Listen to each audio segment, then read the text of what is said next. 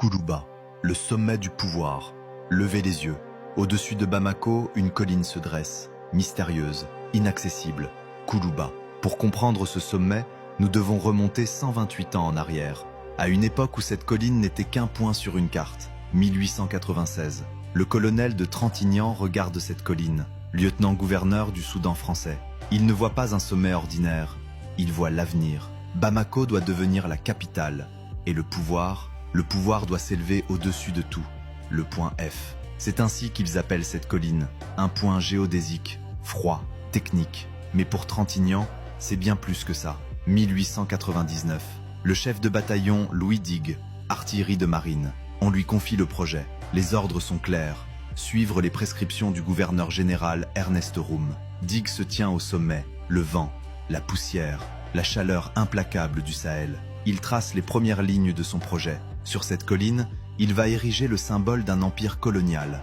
Le point F devient Koulouba. Des années de construction, pierre par pierre, sueur par sueur, la colline se transforme. Ce qu'ils construisent ici n'est pas qu'un bâtiment, c'est une déclaration, un palais qui domine, qui surveille, qui impose. La folie Trintignant, c'est ainsi qu'on l'appellera. Son rêve, son obsession, gravé dans la pierre et l'histoire. Des décennies passent, le pouvoir colonial règne depuis ce sommet. Gouverneur, décret, contrôle, mais les empires tombent, toujours. 1960, l'indépendance. Le drapeau français descend, le drapeau malien s'élève. Koulouba change de maître. Le palais devient la résidence du président de la République du Mali. Le président Modibo Keïta franchit ses portes. Le premier président d'un Mali libre. Il ne se contente pas d'hériter du palais, il le transforme. Des travaux massifs commencent. Un étage supplémentaire s'élève. Le palais grandit, comme la nation elle-même. Plus haut, plus fort, plus malien. Les années passent, les régimes changent, mais Koulouba demeure, immuable au sommet de sa colline. 2000, le président Alpha Oumar Konaré regarde autour de lui. Le palais a besoin d'une renaissance. Des travaux d'embellissement commencent, massifs, ambitieux.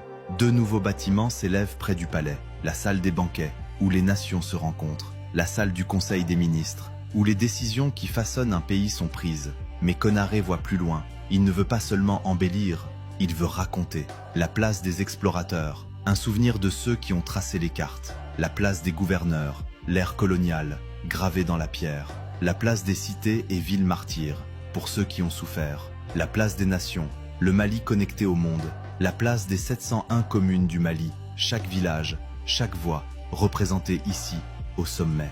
Un parcours historique, chaque place raconte une histoire. Le plateau s'embellit, le passé et le présent se rencontrent. 2007, le président Amadou Toumani Touré inaugure le nouveau secrétariat général de la présidence. C'est un défi architectural. Comment moderniser sans détruire?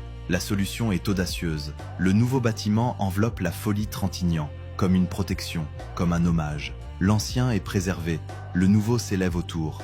La richesse architecturale de 1899 vit encore, encadrée par le 21e siècle. C'est plus qu'un bâtiment, c'est un symbole. Le passé n'est pas effacé, il est honoré, intégré, sublimé.